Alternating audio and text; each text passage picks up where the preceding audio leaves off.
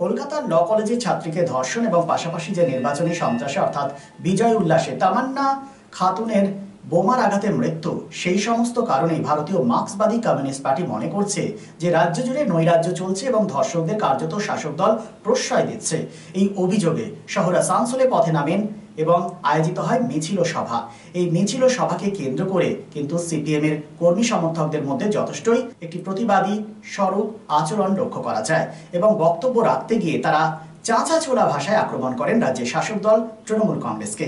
একদিকে যেমন তারা বলেন যে কার্যত নারীদের কোনো সম্মান নেই, এখানে ধর্ষকদের প্রশ্রয় দিচ্ছে রাজ্যের শাসক দল তৃণমূল কংগ্রেস, পাশাপাশি যে নৈরাজ্য চলছে রাজ্য জুড়ে শিক্ষা, স্বাস্থ্য, সংস্কৃতি প্রায় প্রতিবাদে সোচ্চার হয়ে ওঠেন এই কর্মসূচির মধ্য দিয়ে। सरकार का टैक्स है,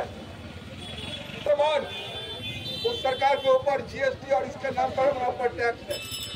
को बचाने के लिए आइंदा 9 जुलाई हड़ताल हड़ताल हड़ताल।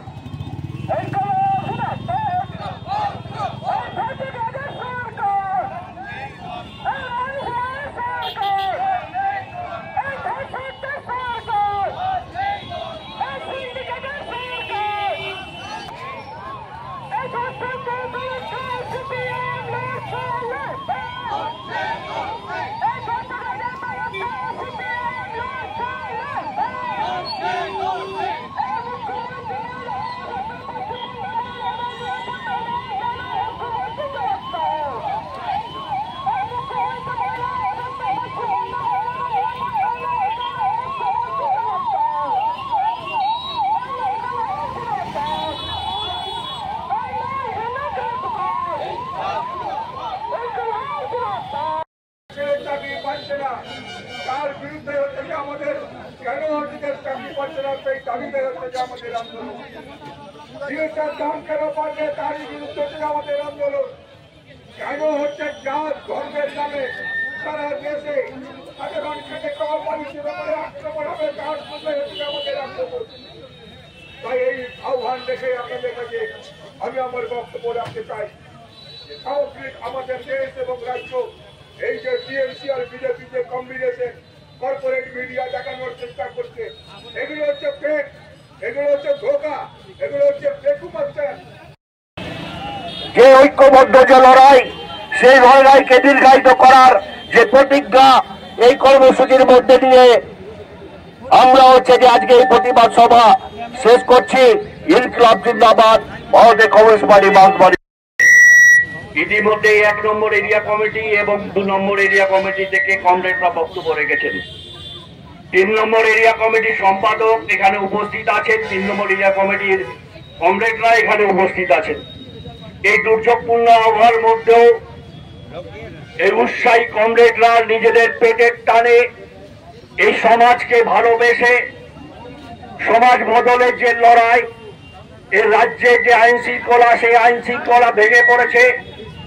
গত 14 বছর ধরে হচ্ছে যে মানুষ এই হিন্দু মুসলমান জাত এবং ধর্মের নামে তৃণমূল সরকার এবং বিজেপি সরকার যখন হচ্ছে গোটা দেশ জুড়ে এবং আমাদের পশ্চিমবাংলাও তার ব্যতিক্রম নয়, মানুষের মধ্যে বিভেদ ধরিয়ে, আর এর সঙ্গে হচ্ছে মিডিয়ার একটা বড় অংশ যাদের মালিকানা হচ্ছে বুর্জোয়াদের হাতে, পুঁজিপতিদের হাতে, যারা প্রতি মুহূর্তে চায় তাদের মুনাফা বাড়ুক, আর হচ্ছে এই মুনাফার বাড়ার মধ্যে দিয়ে শ্রমিক শোষণ হচ্ছে আরো বেশি করে বাড়বে।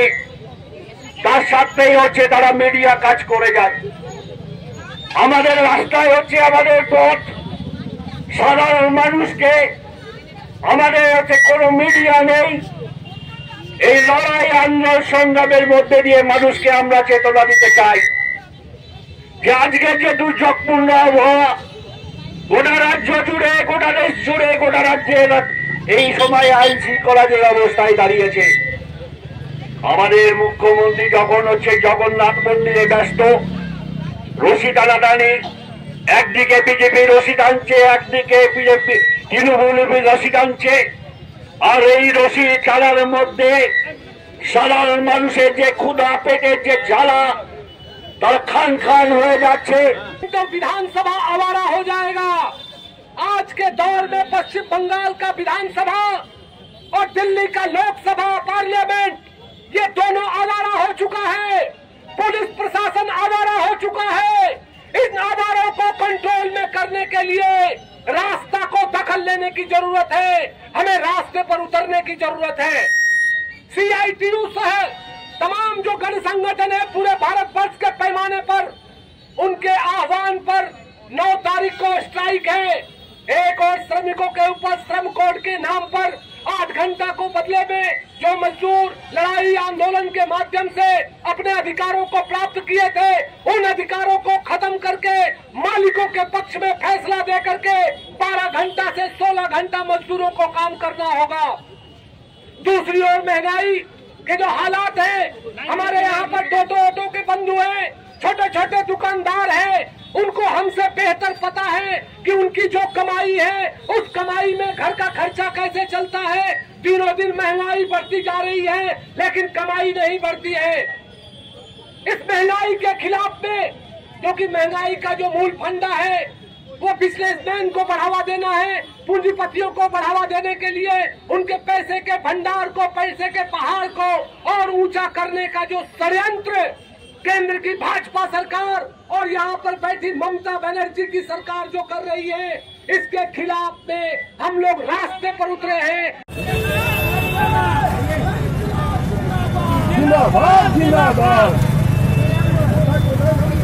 इनकलाब जिंदाबाद, लाल पार्टी जिंदाबाद।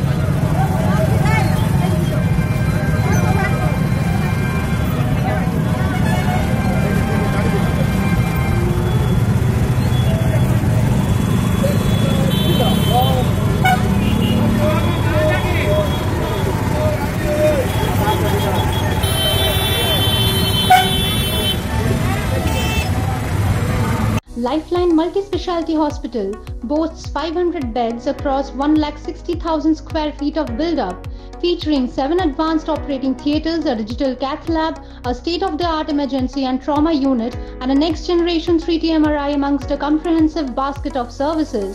Renowned super specialists from premier institutes deliver top-tier care, supported by digitalized, integrated healthcare for seamless coordination.